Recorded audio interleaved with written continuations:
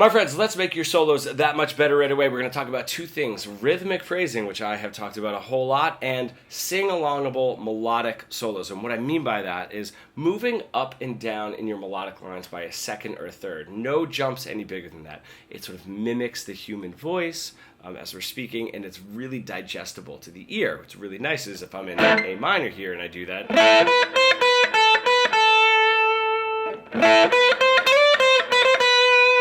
these lines are very sing-alongable. They're slow enough. I'm not doing sweep picking. I'm not doing anything crazy.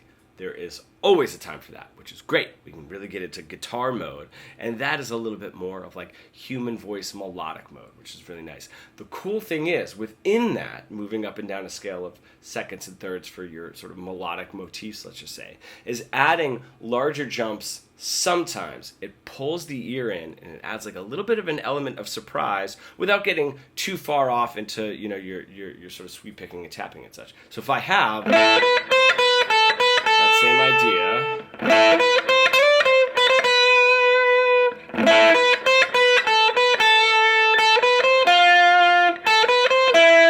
right, those larger jumps just sort of pull you in a little bit more. Now, if we do it too much, it's going to sound a little bit random. Right? Little too random.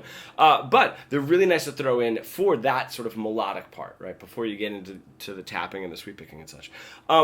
If we're doing that and we're combining it with interesting rhythmic phrases, so getting out of 1 and 2 and 3 and 4 and 1, 2, 3 and 4 and right? Just that kind of stuff. We can develop a huge, robust vocabulary of really, really great guitar lines.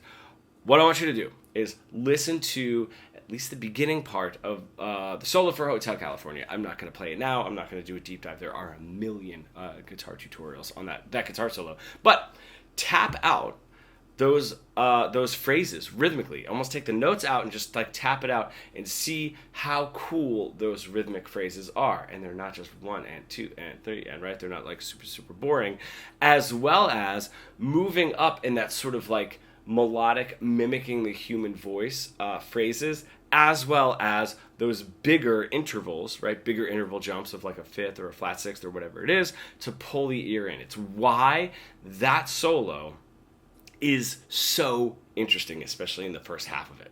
And if you are an intermediate guitar player, sort of stuck in that boring, stale, robotic guitar solo plateau that we all get into, and you really want to bridge the gap between your creative ideas and what you're able to play, becoming fully fretboard fluent, comment pro below, and we can get started.